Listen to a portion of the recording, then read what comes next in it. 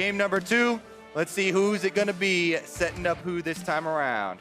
You can see last game's pick order and bans at the bottom of your screen as we get into a new fresh pick and ban phase. Aurelion Sol, Victor, so they are going to still attack Huhi as much as possible. He actually played quite well in the Victor, so they choose to take that out as well. Yeah, and honestly, teams kind of going towards when they have side selection, the red side now. Counterlogic Gaming had selection this game, and they started going towards that. And I figure it's mostly because there isn't set red side bans. And look at this, 3 mid lane bans, all directed at Huhi here. This guy has been drawing bans upon bans, you know, all these different characters. The vel'koz comes out. He still has more in the roster. We'll see what the Immortals are going to be able to push him back to. Yeah, Cassiopeia first pick or Gragas are the two things, because you just banned out 3 mid laners, and a lot of the power on red side now is people don't typically pick their mid laner early, and you third pick it, but Immortals are kind of squeezing that down in the first Yeah, we would assume an immediate lock-in of the Gragas, at least for one of the picks here for CLG to get that for OmarGod. He did look okay on the Maokai and playing that front line, but he has looked so much more comfortable on the Gragas, and it is definitely more flexible. You can actually get out of a lot more situations, you know, especially early skirmishes that go wrong. Not going to be the case, though. It looks like they have lowered the priority on that Gragas and would much rather have the duo. But also lower priority on Tristana, something that Stixxay was gravitating towards in their series against Envy, and it looks like bottom lane priority is the name of the game for CLG. Well, when you are looking at the damage numbers after that game, not only did Huhi do more damage than Pobelter, but also Stixxay on this Xayah was able to put out more than Cody Sun was even able to accomplish on the Kog'Maw last time around. And we did see on display how important Aphromoo's engages were for the team. That being said, this tried and true combo here for Immortals, you know, was able to carry them late in game number 1. They're going right back to it. Yep. Would expect a Gragas here, most likely for Xmithie. Then the Alistar is the other thing. This was banned. But this is all something that could be a hover for the memes. Yeah. All right.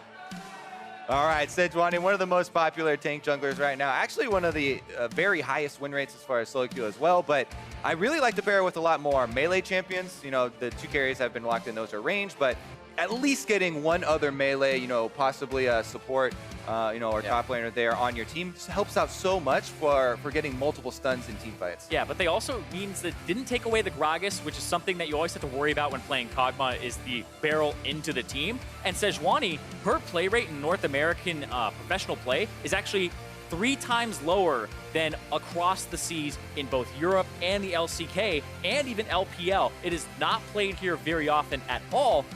Now when we might see it come a little bit up that tier list, but Gragas was on the table, so that's kind of the head scratcher. Xmithie back on the Sejuani, but he's on a different team this time around, and we'll see if he can land his ultimates against CLG. Bans coming through, though, again, split between that top and bottom lane. Rakan doesn't want to have to play into Tahm Kench or Morgana. Exact same bans here last time from CLG in the second phase. Trying to get a couple of those pesky lane opponents out that are going to deny a lot of the initiation. Can they keep away from Darshan as well if they decide to hit something he may be able to carry top lane with? His Camille's played recently, but it's going to be the Jax this time around. And we'll actually see what CLG has now. A pick and a final pick with 2 to Immortals. Oh, the Cho'Gath.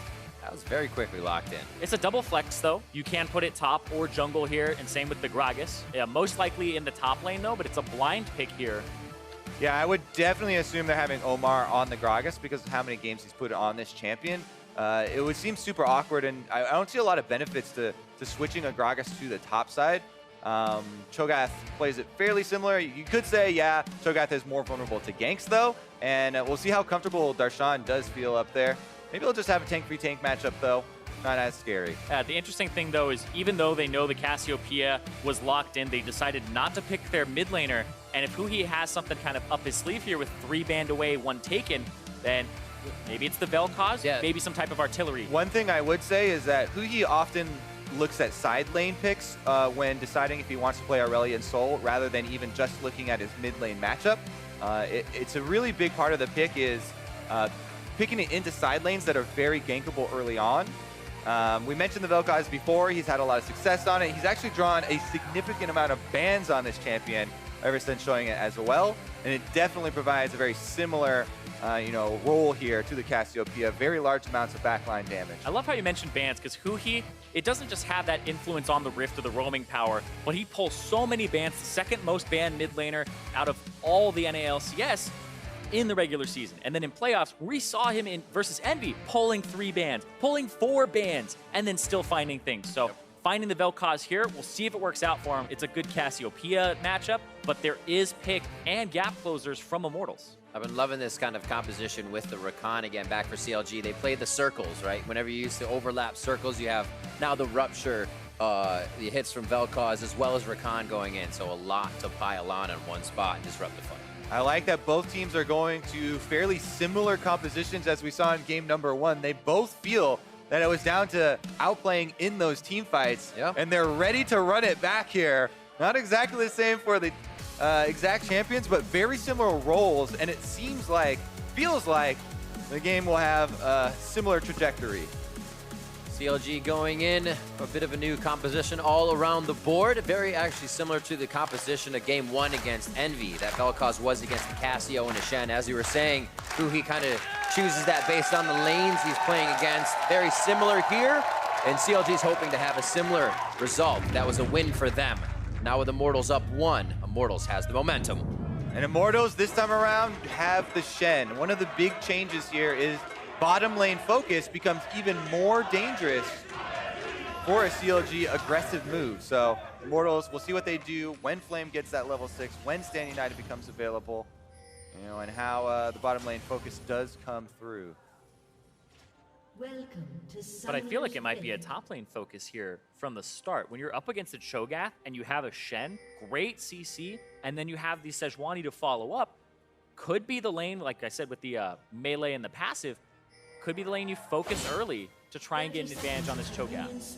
They did have a bit of pressure towards the top side early. We actually never really saw OmarGod or Xmithie kind of head into lane, up and back is what they would do. So a little bit more of that if they play the same role this time around. Or maybe a little bit more kill pressure. Deep ward successful here from Immortals, able to get that onto the red buff. Get some more intelligence on OmarGod's path. Don't want to get too close. Little antsy here. Even when they're having fun, it's still a playoff game. Nice to unmeet you. That's just for you guys. Nobody else can see him. That's all for you guys. What a nice guy. Aphromoo is going to go ahead and join Stixxay. And Huhi now gains his position. They're playing this like they're moving baseball bases. Like, you take my spot. I got to rotate down. We're going to get into the laning phase. Now minions meet mid lane, and we get help on the bus. Looks like OmarGod's going to get a bit of help. I believe Huhi gave him a shot.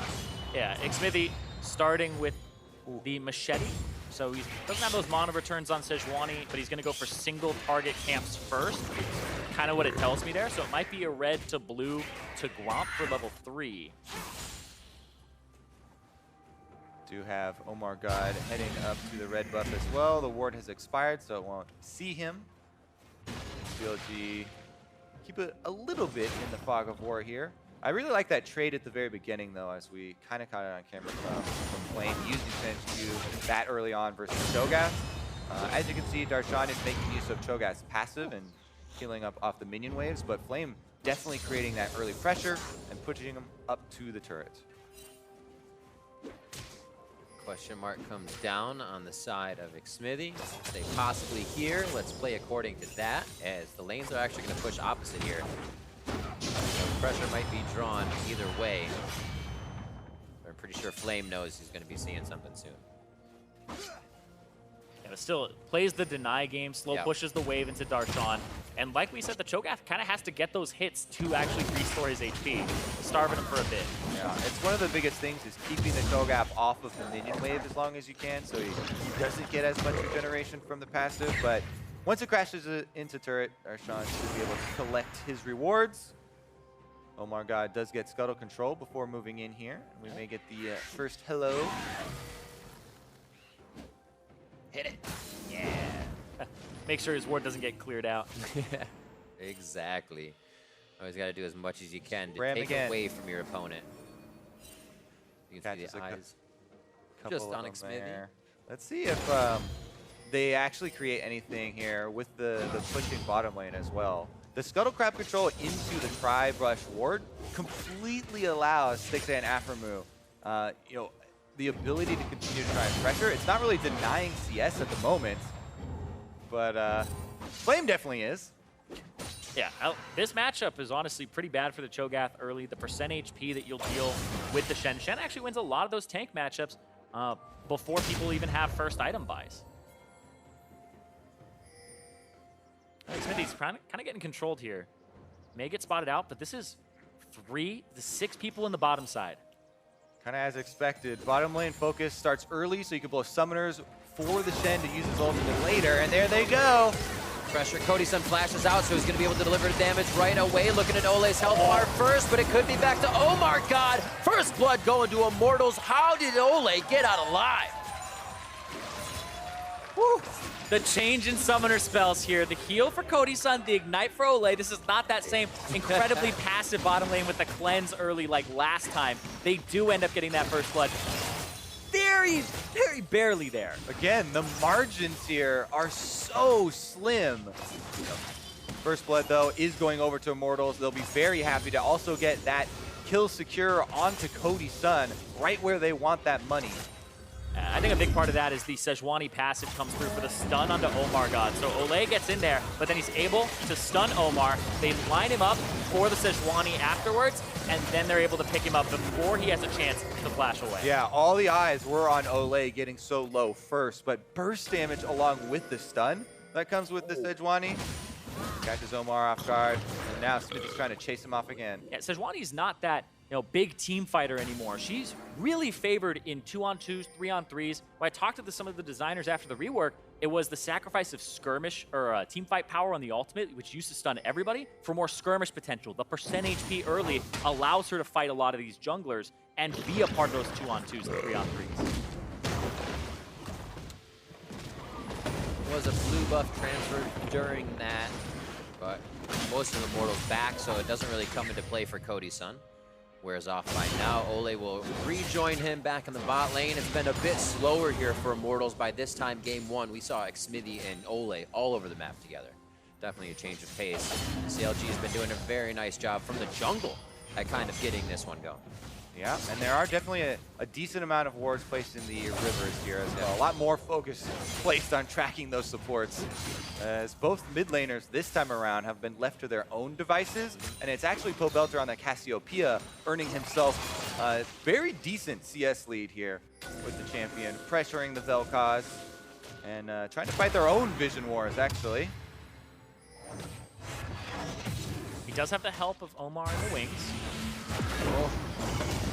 4 hits is so many. Feels like you're there forever. That's the thing, is is get out alive. At that challenger level, people realize 4 hits is a lot to keep somebody there, and it's enough time that people can collapse, right? You're looking at mid laners that don't run attack speed. The 0.7 attack speed means you're sitting there for 4 to 5 seconds to actually clear a ward. Good zoning here by Huhi, trying to delay Pobelter and returning to lane. The nice 1 CS there, but again, Pobelter already been handling it very well himself.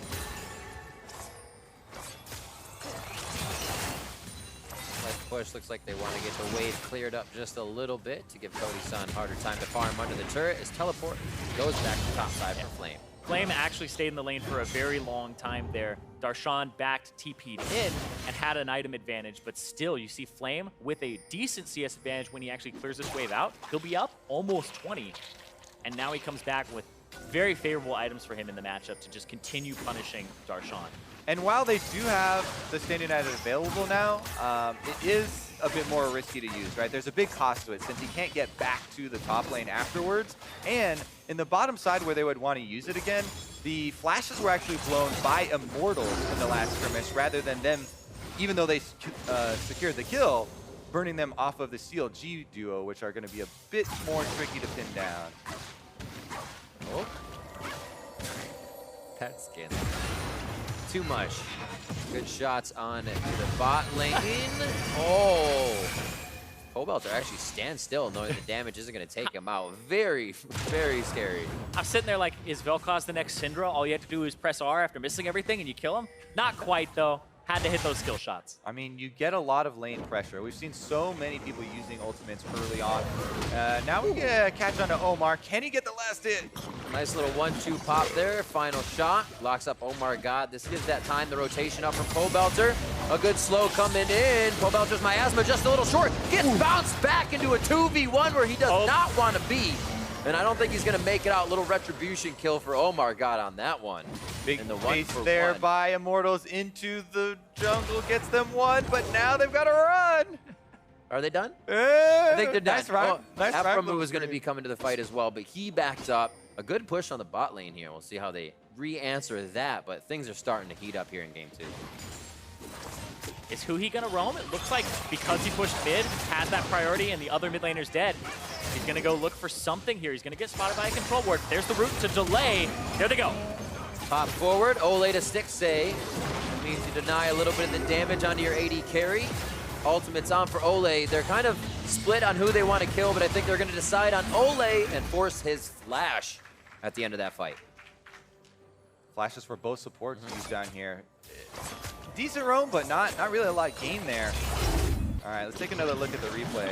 Yeah, this is that combo. Once you get the E stun, it actually doesn't lock you out of the ultimate stun, and you can get that second instance of % HP damage. And Xmithie with the flash on the barrel secures them OmarGod. Yeah, he was fully expecting that one coming through, but Darshan doesn't even pay attention. They definitely give up Omar as the sacrifice, and they say, yes, we can actually close in on Pobelter.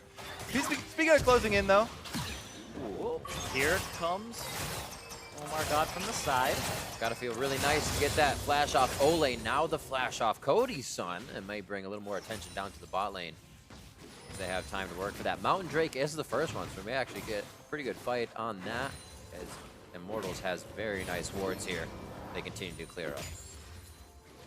Those wards should start to come out a little more. We see Aphromoo put the Sight Stone in his hands with 2 vision wards. And we'll see Pobelter to back here with a bit of gold in his own. See what he goes for here. In the first game, we saw him go for a Rod of Ages as his first item. Looks like he might head towards an Abyssal Mask. Looks like it will be Abyssal Mask in this matchup. So changing his build game to game based on the opponent and the damage palette. And then you see OmarGod going for the Cinder Hulk instead of the Runic Echoes that Xmithie had on the Gragas. So just looking to be a team player and a tank, knowing he can't really take those 1v1s or 2v2s early against the Sejuani. Meanwhile, CLG really taking control of the river very, very seriously here. They want to try and protect the mid lane. Don't want, you know, the Olleh and Xmithie combo again making such a big difference in the early game. Spending multiple control wards here, ensuring that Huhi can hover to the bottom side of the lane. Definitely has a huge amount of security. And with the last play they had around mid lane, Huhi also has connected with the rest of the CS and caught right back up. Yeah, blue buff gets handed off to Pobelter. They know that's happening, so they go for this Mountain Drake. Like you said, Huhi catching up. This mid lane has been so important in that first game, and the second game is already starting where we saw Huhi shove Pobelter out for priority, got Summoner Spells bottom, and has been a little bit more active right now. A great job by completely sweeping out the entirety of those wards. Now they're all CLGs and encroaching on the side of Immortals all the way down to red. See if they can keep pressure up. One game down, they've had a great start to this one, and OmarGod looks to escalate that with throwing one out for the homies. All right, well, that was interesting. We also saw in the mid lane, there was another decent interaction here. On the mini-map, you could see Huhi was hovering the bottom side where they had all that vision. So even though Xmithie tried to make a pass at mid lane during that gank bottom lane, Huhi just walked down in the river, didn't have to pull any summoner spells. They're not done yet, though. CLG trying to keep up on the invade. Yeah, because the bottom lane has to farm underneath that turret, and also the mid here, able to bully Xmithie a bit. Oh, hold on. There's Scan United. Lockup wants to go back in, sees 3, and Flame is in the fight now. They have OmarGod locked down, but it's a 4v1 now for Flame. He backs up.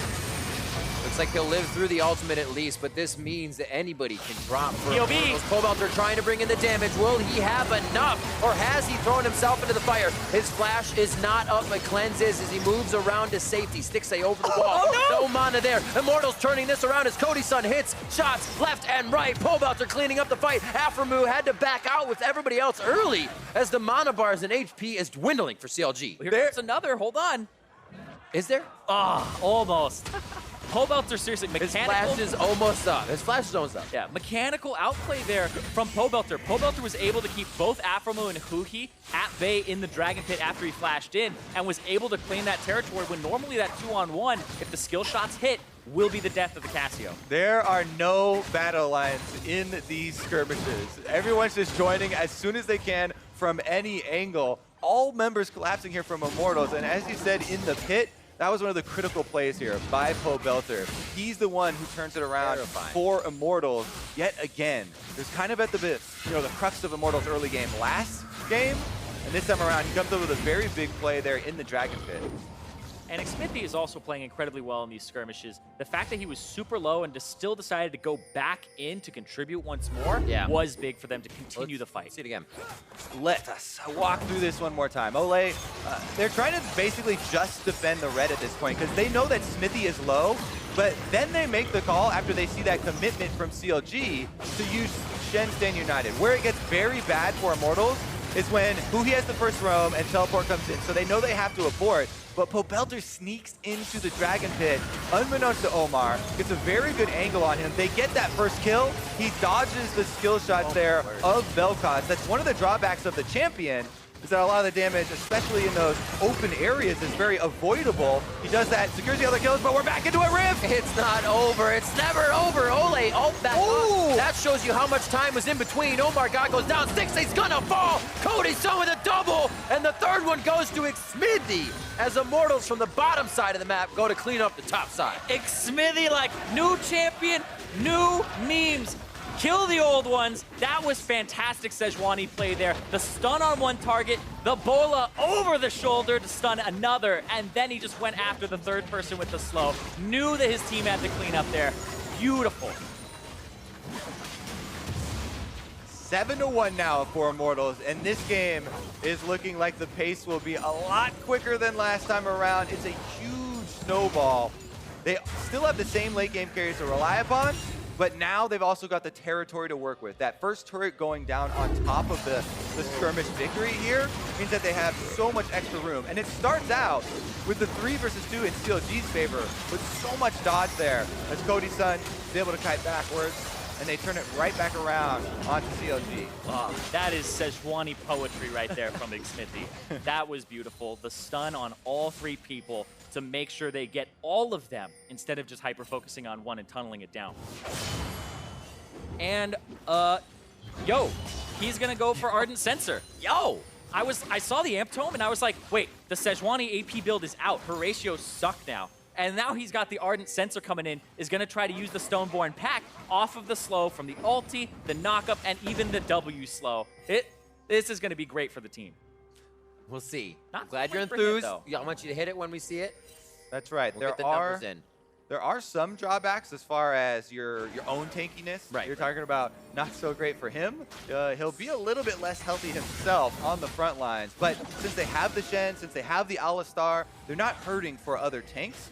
And we'll just have to have him positioned a little bit differently. Since Sejuani can get out so many of those slows you're talking about, we'll see how well they can use this extra attack speed. I think everybody's waiting a good 30 seconds here. OmarGod very close to having his ult up. Huhi throwing the lasers around as Darshan jumps down on some beef. Olleh out of the fight. That's the second kill coming in. Ulti here from Xmithie. They don't have a full fight. I think they're just trying to hold it around. There's the Stand United coming in from Flame. Pobelter trying to get out of the Feather Storm. As they go for the fight, Rakan going down. Aphromoo cannot get to the back line. More members of CLG falling left and right. Darshan looks like he could go down looking for that retribution kill. And Olleh is up in 3 seconds, just to tell you how long these fights are going. Again, though, this is around a big objective. Last skirmish Immortals won, they got first turret bonus. This time around, they're going to get an Infernal Drake for their troubles, and this is quickly snowballing out of control. It's only 18 minutes in, but this is a giant lead this time. Talked about late game scaling. They are kind of hitting those points a little early this game. Power spikes all over the place here. Xmithie laughing. These guys are having a great time as he finishes up his Ardent Sensor. 208 on the Sejuani pick. Did they ban last game? Yeah, that's true. The Ardent Sensor, super interesting to actually buy it, but right now he's just doing incredibly well on the Sejuani. Not played much at all, but also, I gotta say, Pobelter, he has had his dancing shoes on. He has not been hit by many skill shots this game at all, and it is critical. Flashing the E here to continue is another big part. Look how tall, look how far this Kog'Maw has to walk, though. He's been walking the entire time. So Immortals make this call to re-engage with just the stand united for Pobelter. They're able to buy enough time. Cody Sun literally walked from the top of top lane all the way down to this team fight and flashes in to get the chase down kills here for Immortals. Puppy will always find his way home. Always. Home for the fight. It looks like they're going to try to get a lot more of those in. 7,000, actually looking at 8,000 golden lead here as it ticks up. And a Quicksilver Sash quickly for Cody Sun within that build to keep himself safe. And the analysts were talking about it after the NB 5-game series for CLG. The jungle and the bottom lane looked like liabilities. In this game, it's happening again. It's mostly on those solo lanes to find something, but Olleh, oh, baby! Flame stopped his teleport on the bot side. He chose to walk all the way up. They're going to now lose a few more members. There goes Cody Sun, all those kills. Now pocket gold over on the side of CLG. And it looks like Stixxay does get out alive. That's good for them to keep these wave clear up with Huhi on the mid turret. Yeah, Stixxay narrowly avoided the last ultimate there from Cody Sun, which actually got him in a compromising position. Doesn't matter though, Immortals still push ahead. And Huhi's the lone defense left for the outer turret. He's got a ninja in his face. Yeah, I like Flame pushing him all the way back because the vel'koz maxing the W and Q. If he gets those caster minions, he'll pretty much destroy them. And save the turret. You're welcome. Pink wards in every slot for the inventory, or I should say everybody's inventory in one slot. We'll see a bit of the gold stats at 20, 68. Golden lead for game one, now 6,000. Multiplied a bit here for game two. Now, we need to take a look at what's the difference from last game and how CLG were actually able to overcome a lot of the plays that Immortals started to pull off. Because last time around, Immortals did have a very decent early lead, but CLG overcame a lot of that with proactive plays of their own. This time around, those are severely lacking. CLG are having a very hard time regaining any sort of momentum in this game as Olleh just keeps up the pace. That was the body slam. They know he didn't have a way to get away. Ultimate down, so they can kind of play at length here. They just have to watch out for Aphromoo.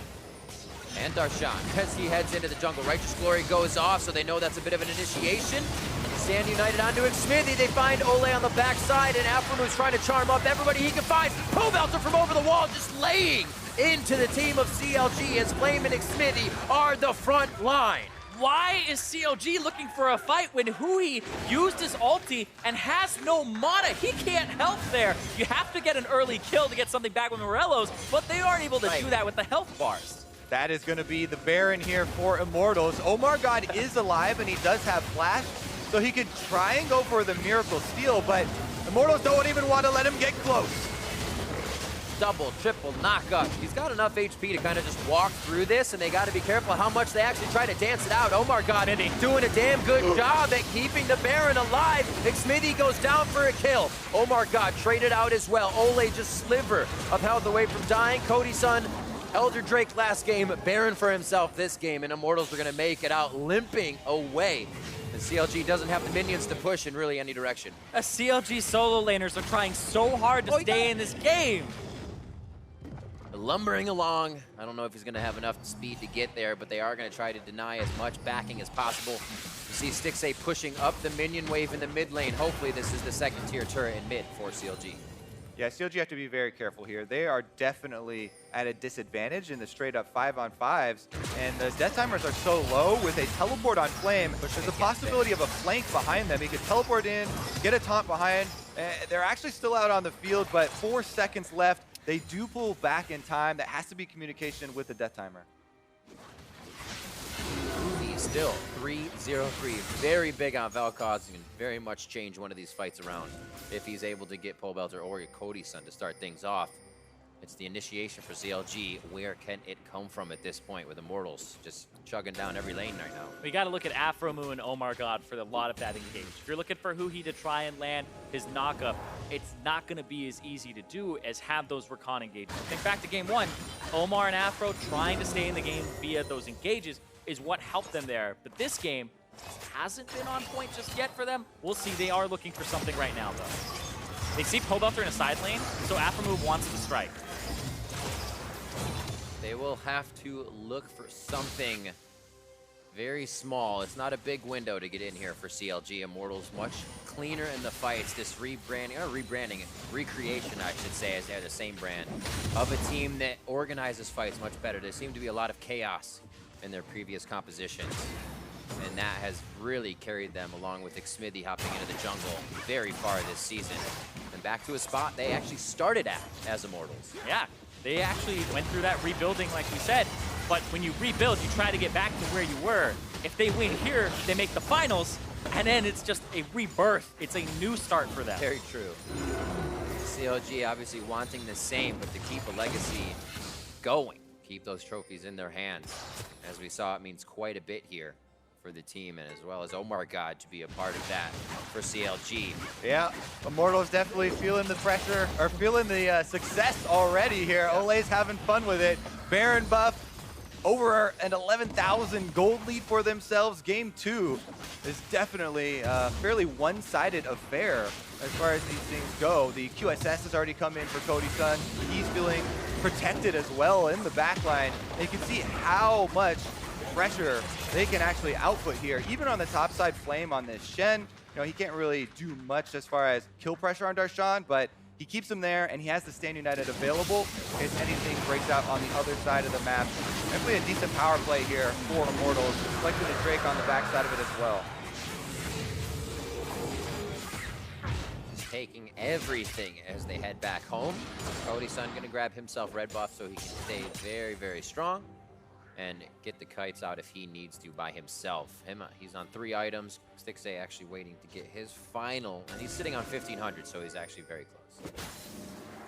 And if CLG do, have some avenue back into this, it's going to have to come off the back of some vision plays here, because they would need to surprise members of Immortals and catch them separated if they wanted to take anyone down. Immortals right now, if they're able to group, or even if they're able to buy enough time with a Stand United, they're just so far ahead that CLG cannot, really fight any stand-up numbers. Yeah, and the composition from Immortals has really good kite back. You have the shielding, you have the Cassio, as well as the peel from the Alistar. But then they also have ways to force, right? With this type of advantage, you can deny vision, you can go underneath turrets and use the Sejuani ultimate or even the Alistar ultimate to start fights and push your lead. And that's kind of what they're looking to do here, is stretch the map around these objectives and then try to force something. Here's one of those vision plays you were talking about, just on the edge. They see one who he was trying to bait in just a little bit of distance from Pobelter, but Xmithie was there as well on the wing. That is the exact attempt to try and go for it. One of those vision plays on a couple of members, but it's just, they're so difficult to pull off that unless Immortals also kind of walk into one of them, it's too risky. So you see CLG pull the abort button right there as soon as Immortals do collapse, because as you said, it's so difficult unless you get the snap initiation. There's a Stand United that comes in. The Alistar is such a good combo breaker that Immortals do have a lot of defense. Darshan tends to the bot lane. We're going to get Flame backing. He's got about 1,200. So does Xmithie. So they're getting some finalized items in here. Kindle Gem and some Merc Tread, so he can keep himself going in these fights without this crowd control now. So kind of final items they're getting in, as they've already built up quite a few of the core ones to start things off. few of the fights now towards the top side of the map. Baron in 1:30 as they set up their vision again. And so far, this has been domination from Immortals. Up almost 13,000 gold at 28 minutes into the game here. Looking like one of those top teams. Like we said, we're tied for first place, and the tiebreaker was just game score. And Immortals looking for that finals. They really want to hit it. And you think about how they were 7th to 2nd place. 7th in spring, missed the playoffs. 2nd coming into this with the regular season, and they only changed the coach and the jungler. And we talked about the NA LCS, the top 6 teams are more competitive than ever. The fact that they made that surge with just those changes speaks to these players having that potential and then gelling together. Remember, Cody Sun came in as a rookie? IM Yongi, highly criticized when he came in, looking like a liability, but it looks like the development of this team has been huge. Oh, don't curse him! Almost cursed him. Fully developed. Cody Sun is able to survive there with both summoners blown. Old Cody Sun. Nope. Cody Dunn. Cody Dunn. Honestly, though, the bottom lane for Immortals is one of the great stories here as far as development. CLG are going to go for initiation here because they do have the pressure with Cody Sun so low. Now he's healing up off the Wolves, though, and the small window is closing quickly. Aphromoo looking to get in there. You can see him standing on the front line. OmarGod would be just on his heels. I'm not sure he's going to want Flame. Flame says, I can initiate on you. Oh, what a hit from Xmithie! The follow-up now from Immortals as Stixxay takes to the air. He hits the ground and finds one with Darshan. Flame now on the front line, and Olleh cannot deliver any damage. Pobelter and Cody Sun are too far away, and now they are within arm's reach to get some damage down onto CLG, but they've done a great job at assessing the fight themselves and look to turn it around. Very big play here from CLG. One-man advantage. Olleh is down his ultimate, most of his health, and the summoners as well. They're trying to pry it open and gain something around the Baron. Huhi has his ultimate back up, and Darshan's pretty close here, and he's one of those big smites. Flame? Oh, same old song, same old dance for Flame. Gets out of that one. Aphromoo cannot get the initiation down, and he stays now in front of his AD carry on that bot side of the map. And Immortals are just buying time for Xmithie to come back up. We talked about the Ardent Sensor affecting his tankiness, so he doesn't have a lot of HP, very susceptible to Cho'Gath Devour, but also at the same time, just those base stats, not able to stack them up. And Sejuani is a little bit squishier than most tanks. It's her passive that makes up for it, but it falls off very quickly. Looks like they're looking for another! Olleh says, I have to go in, gets his shield out, and he is going to go down. That kill going over to Stixxay, but they trade one of the tankiest members, which means they don't have much of a front line anymore, and Flame's looking for his next target for the rest of the team. Counter Logic Gaming holding strong here as Immortals continue to press forward. 1-for-1 trade is going to be to a top laner with teleport as well. Baiting around Baron now, but there is a ward in the brush that Flame is on. Now they found it with the Scry's Bloom. Darshan, just a kind of a pile of resistances for the team right now, but if Immortals can get through it that quick, things look scary. And they're buying time right now for this big wave that's crashing on the bottom turret there. Yeah. You can see on the mini-map. Deja vu. OmarGod doesn't want any deja vu. He stays alive for this one. It looks like Aphromoo gets onto Pobelter. That's what they wanted. Gets the cleanse out, as well as his Seraph's Embrace to keep himself healthy. And there's the ultimate from Huhi. The team tries to turn. Cho'Gath on the side. Gap closer. Darshan's back. That's how long we've been at this section of the map. Now Olleh's going to try and give him a little bit of assistance. Gives him that Knight's Vow, but it's not going to be enough. All right, they do have Tame. Flame is recalling right now. He does have his teleport as well as Staying United. CLG, though, again, they don't get too many of these openings, and they're slowly grinding their way back into this game. Now with Baron control, they would like to bait some more kills, but starting it up would be so risky. Yeah, it's incredibly risky, but it's a bait. The slumber party begins as Olleh goes in first. He's going to be the target, but he's not going down very fast. United is right away, which keeps him super healthy. OmarGod goes down. The swipe from Flame comes in after the flash. The rest of the team behind them as Cody Sun picks it up. The flash forward from Xmithie to dodge out on the skills and keep the fight going. Flame for one more taunt, but he just doesn't have the energy yet, and the team decides to turn back. Oh, Immortals are able to find them inside the pit, but it's another couple of trades here. Pobelter does go down, and CLG are clinging on. It's an incredibly low chance that they can actually steal this, but Stixxay and Aphro are going to give it their all. Flank from the side, though, in the fog of war. They have a lot of area that they can clear, but Stixxay has to be next. There's Aphromoo, Olleh back, Featherstorm gets Stixxay out of range. Xmithie grabbing up the Baron as we expected. Aphromoo goes down, and Immortals has to think how hard do they want to go on this or reset to bring it right back to CLG's base. All right, well, the pressure maybe has passed now, because as hard as CLG made them work for that, now with the Baron, the gold lead has extended over 14,000 gold, and the minions have also finally done their work for Immortals. 2 games in a row that's happened now for Immortals. It's the minion side lane control, right? They start the slow push, it eventually makes its way there, and then they're able to get objectives off of it, but they play around that too. The reason that they can even contest that Baron is they have a slow pushing bottom wave. If you let CLG reset, they can go ahead and pick that one up. Now, this was a good bait from CLG, but the execution and the fact that Stand United is up made this completely get turned around on them. Yep, game of hide and seek, and Immortals were able to find all of the front line here. Without the front line, then we get the situation we had last time around Baron, where it's incredibly risky and the stragglers do get chased down. So once again, after all of that, Immortals are going to be able to push up, just solidify their 4-1 push here. Baron buff, they won't even have to deal with an inhibitor turret on their way into the base. See what CLG can actually do about it, because this may be their last stand. Always have to worry, though, with a 2 damage composition.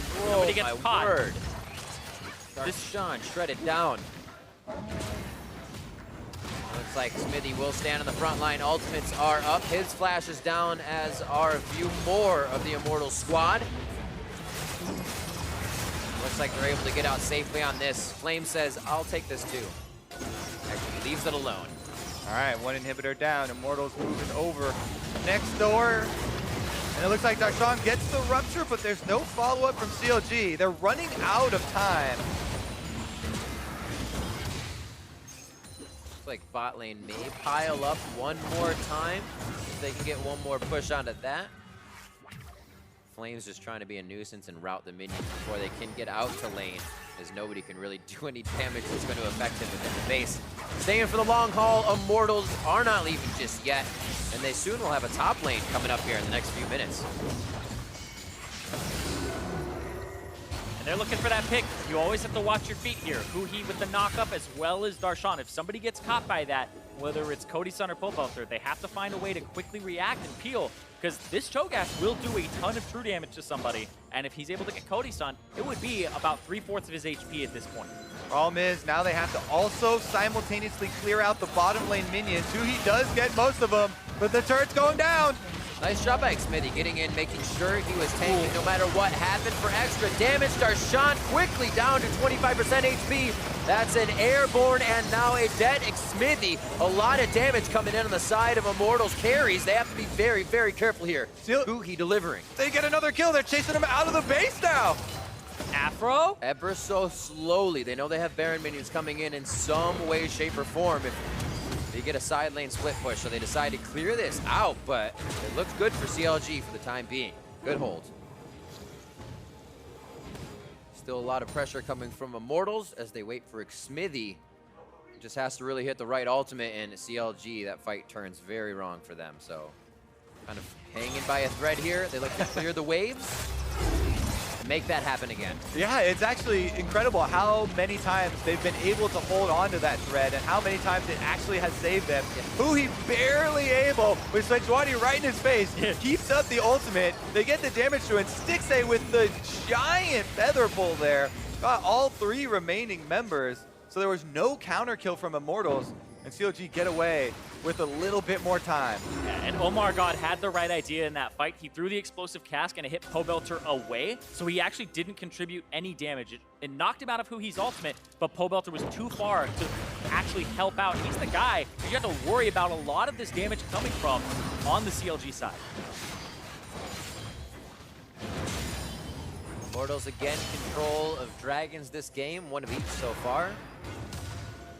And Elder a little bit away, so they have time to play here at the front of the base. Looks like they will get a minion wave crashing in once more. I don't think it'll reach the Nexus turrets just yet, and CLG only has to worry about top and mid here. So what do they decide to do? What could be their end? Well, they have to wait for another one of those really opportune moments where they get, you know, a rupture onto Kog'Maw, or okay, Olleh starting it off. Righteous Glory down. Seems like they're okay with that. Didn't really get too much damage onto another one. Okay, this is not going to be okay. They missed a few that they could follow up on. The CLG now get the rebuttal. Xmithie not going down very fast. OmarGod still going to crowd control him up so they can't turn it around. His Flame is now in the fight. One by one, can they decide to get into this fight? The kills have not fallen through just yet as the tanks are only scrapping it up. Oh, front line getting low. Don't worry, they're not going down. Oh, the Kog'Maw! Oh, that's a bad spot. Nice. Stand united. Cody Sun definitely with an error there in positioning and almost gets taken down by CLG, getting very hectic within these fights. Blow after blow traded, but no blood drawn here for either team. And that, in the end, is a victory for Counter Logic Gaming because they're just looking to survive in there. Yeah, you're playing against somebody who has such a great defense right now, and you're waiting for them to throw the first punch and then counter, but they're not throwing anything, and they're waiting for you to go first, and they're punishing. It's a bunch of slappies. Yeah. Just slap hands. But CLG's just put their hands up, guarding their face. They're like, I don't want to hit you. Dude, don't lower, hit me. Don't lower the guard. With 25 seconds, you're in a much better position to now try and take that Elder out. You're going to have your inhibitors healthy and one coming back up shortly, so that will play big here for Counter Logic Gaming. Still things looking tough, but they put up a great defense and are now feeling comfortable enough to start leaving the base. That Nexus turret has taken a lot of damage. See how they manage. Immortals can play the hangout game to keep CLG from going back to base, and then that's where they start to get a lead. But somebody has to go back because there's two super minions on that bottom inhibitor that just respawned. It'll do a lot of damage, but they're going to fight. Olleh look for back.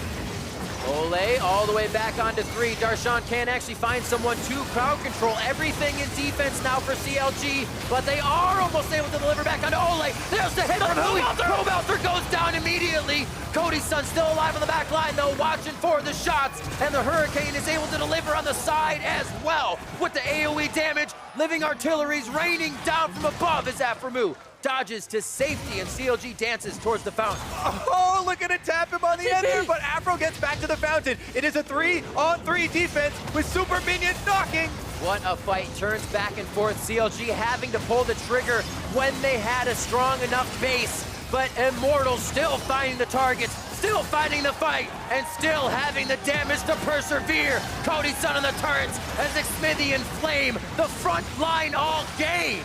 For game number 2, 25-12, 41 minutes in. Immortals bring it to game 3, 2-0 over CLG.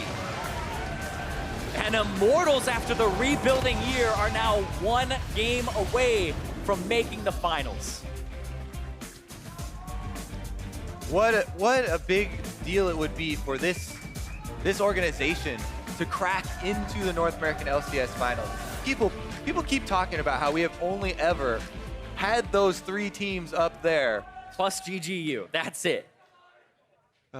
Immortals very close to doing it though, and the way that they're doing it is not what we expected, honestly. When we talk about the strengths of Immortals during the regular season, it was so much about the crisp mid-game plays that they were creating, and a lot of the shot calling. But these ones, they're getting down in the dirt with CLG. CLG are making them struggle for it. And they are still coming out ahead, which is important. And something big as well in this game is I hear a lot of people talk about Cody Sun as somebody who's getting carried a little bit by Olleh. But in these team fights, you're seeing that he knows how to navigate them and has really good positioning in them. He did a lot of damage, more than Pobelter by about 20,000 in that game. Yeah. And he really stepped up here over especially that game 1 performance where he got caught out a little bit. After game 1, he kind of said, I see you, Aphromoo. I'm always going to see you in these fights. And keep in mind, this is Cody Sun's first playoffs because they didn't play in spring. So him on this stage, his first playoff match in a semifinal, there's pressure, but he's delivering. Yeah, well, they are relieving a bit of that pressure here. Still can't let anything go. Still more games, and CLG could bring it right back.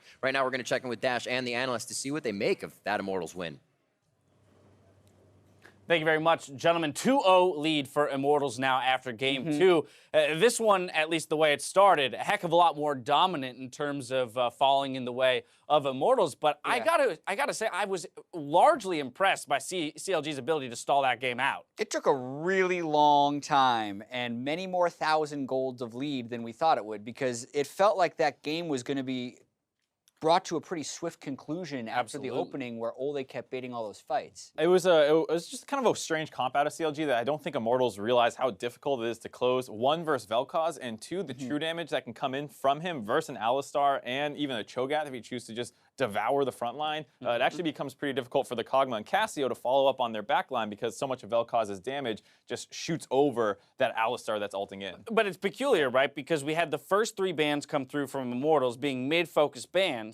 The first pick, Cassiopeia, and then they seemingly abandoned that mid-focus strategy in their pick ban phase by then banning out 2 top laners, where they could have just targeted the vel'koz out as well. Yeah, they could have definitely had that in the second phase of bans, but then you don't know what's going to happen in the top side, right? Darshan looked largely ineffective on Cho'Gath, aside from some of the late game fights. The early game was very weak for them. So obviously it's easy to defend the winning team's pick and ban strategy when things work out, but the vel'koz has been a pick 4 Huhi against Cassiopeia, just didn't give him the win. And I think even in the loss, if I were Immortals, I would have some trepidation around that pick in future games and letting Huhi get his hands on it. Right, I mean, you compare to what the Jacks did in game 1, a little bit of a menace in the early game, starts split pushing, but then as soon as team fights roll around, which is once again where this game largely is decided by, the Jacks pick is not nearly as effective compared to what we've seen out of this vel'koz. Yeah, but the important things to focus on is the fact that Immortals did get that early game lead and never let CLG kind of come back towards them. Early game playmaking from Olleh and Xmithie was really on point this game, much more than it was in the first. Everything pre-15 minutes felt like regular split Immortals, the way that they've been playing throughout the season, this roster of 5. And just pay attention to how much damage Olleh absorbs. He gets all of them to focus him down, then Shen is able to go in. It looks like this is not too bad out of CLG, but as they try and kite in and finish these kills off, they just can't quite find a target, and their selection completely falls apart once Pobelter presents himself. OmarGod, always walking too far forward, tends to die at the start of almost every single fight. Great fancy feed out of Pobelter on the top half of the screen to basically win a 1v2 situation. Now Stixxay went too deep trying to kill, find some kills down the bot side, and the fight completely breaks apart. Yeah, and you can see so many of these fights are predicated around the duo lanes, and this was looking like a weakness of CLG in the quarterfinals, and it has been a strength of Immortals all split. So OmarGod and the bottom lane for CLG have been underperforming, and that's where Immortals punished them. At one point, the 3 roles we just talked about for CLG were 0 and 14 in this game. Yeah, they had 14 of the 16 deaths at like 20-something minutes, and even the first blood came in from the bot side. So it feels like Immortals have found a very obvious winning strategy versus CLG, which is force around the bot lane. They don't play those skirmishes out very well. Your jungler seems to outperform them, and then if you pull top laners down too, great. Just keep focused on the bot lane. Right. I think the one thing you got to continue to remind yourself on the side of Immortals is the fact that CLG has won a number of fights from behind in both game 1 and game 2 here, and that's always got to be some source of concern for you moving forward. That what happens if we don't have a 12K lead at 20 minutes? I mean, honestly, it's obviously scary if that happens, but I think it's reliably going to happen. I mean, every game in the postseason so far, basically CLG has fallen behind, aside for game 5 of their series versus Envy. So this seems like something that you can basically bank on happening, and you don't need to index more into early games and say, all right, let's not risk letting CLG get a lead, because you can trust Xmithie to outperform OmarGod every single game. How does CLG get a lead then? I think you have to break up what Olleh's doing the most, just because all these early game fights, Olleh does such a good job baiting you in, frontlining. There was the gank down the bot side that he was able to get out when they just traded flash for flash. He's playing super well. Yeah, I think one thing that has been working for CLG is Stixxay in teamfights has been good, right? Huhi in teamfights has been also very good. So the Cassiopeia and the Alistar are things that are allowing Immortals to kind of get through where CLG would be strong. Stixxay is losing laning phase with the playmaking. And as much as it sucks to say, Olleh has just been smashing Aphromoo in playmaking supports. So if they can find a way to pick a neutral lane that absorbs pressure in some way and give some supportive hyper carry support, I think that's their best chance. Now, we haven't talked about the top lane matchup much because there has been so much focus from the teams themselves around mid and bot lane. But I do want to talk about Darshan versus Flame because these are two of our best top laners in the league alongside, you know, Someday and Haunter, the likes of those kinds of guys. But we haven't talked about these two very much in the matchup. The Jax coming out in game one for Darshan, and then the Cho'Gath this time around, neither necessarily working. Of course, there was the Gnar ban, you know, from the side of Immortals, but do we feel like they need to enable Darshan maybe to put pressure on the flip side of the map from Immortals? We haven't seen enough out of Darshan to say that his playmaking champions come from anything other than playing Gnar or playing a counter to Gnar, because that's what was the case in the Envy series, and that's the case again here early on. He took the Jax on the Gnar this time. And so I think what Immortals is saying here is we ban Gnar and maybe a counter that we've seen him play this series, and then Darshan seems relegated to just playing tanks, which is exactly what you want to do. Get the playmakers out of the best performing member that CLG has had all split. Yeah, they ended up early picking their top laner here as well with the Cho'Gath, and I kind of agree with you there where the Jax is one of his best split pushers or the Gnar. But core CLG, when they have been at their best, and even when they're trying to get back to it, is a 1-3-1, right? So you play disengage on your support, you pick a safer AD carry that can hyperscale, and then pick two guys that can do 1v1s in solo lanes for Huhi and Darshan. That has to be, you think, where they could potentially find a win, but it's pretty grim for them right now. Oh, because absolutely. Immortals is very good, and they're playing well. Yeah, I think it was game one, a little bit of jitters, like you said, and they didn't quite look like the regular season form. This time we're seeing regular season form versus Immortals, or versus CLG, who looks like what they looked like last weekend. So not at all looking too good for them. And to your point, Jad, it seems like Immortals has identified the exact same winning strategy for CLG and have targeted that mid lane and the top lane when it comes to bans. As many 3v3s as they can force in the game as well, because that's where Immortals is strongest, and that's where CLG has been weakest. All right, well, there you have it. It's match point for Immortals, so meet us here after the break to see if they can attend their first finals in NA LCS history. Don't touch that browser. You're watching the North American LCS Summer Playoffs.